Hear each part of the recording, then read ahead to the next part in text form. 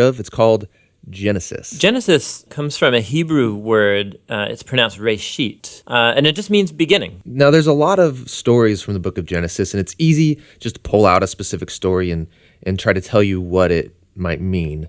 But we think the best way to understand this book is to look at the book as a whole and show you how the whole thing is designed. The book is designed to fall into two main parts. You have chapters 1 through 11, which is telling the story of God and the whole world.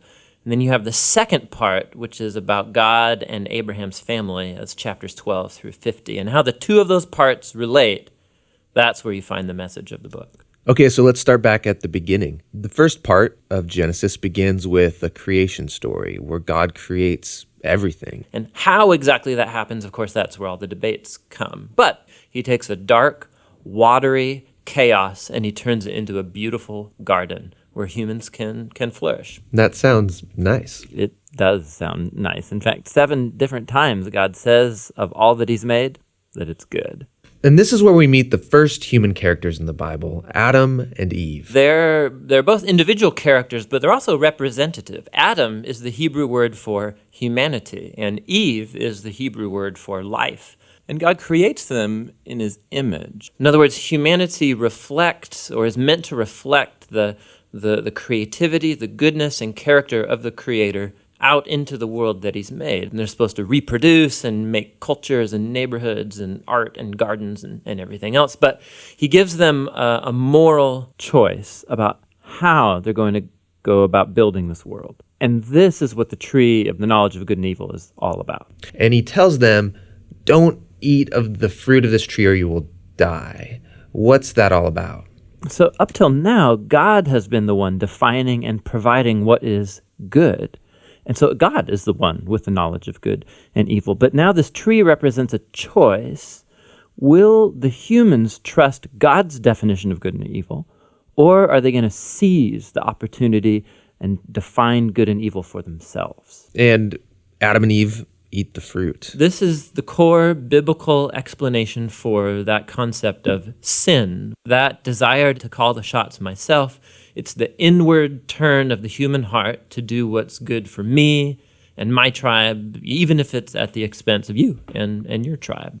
And the problem is humans are horrible at defining good and evil without God. And so now that humanity's made this choice, things get really bad. So Genesis 3 through 11 is like tracing this downward spiral of all humanity. So Adam and Eve, they can't trust each other anymore. And so there's a little story about how they were naked and felt fine about it beforehand, but now they feel shameful because all of a sudden Adam's definition of good and evil might be different than Eve's, and so they hide from each other. Then there's another story of temptation. Cain is jealous of his brother Abel, and he gives in and kills him. There's a story right after Cain about a guy named Lamech, and all we know about Lamech is that he accumulates wives like property, and he sings songs about how he's a more violent, vengeful person than Cain ever was, and he's proud of it. Things get so bad with the human race that we see God decide to just wipe us out.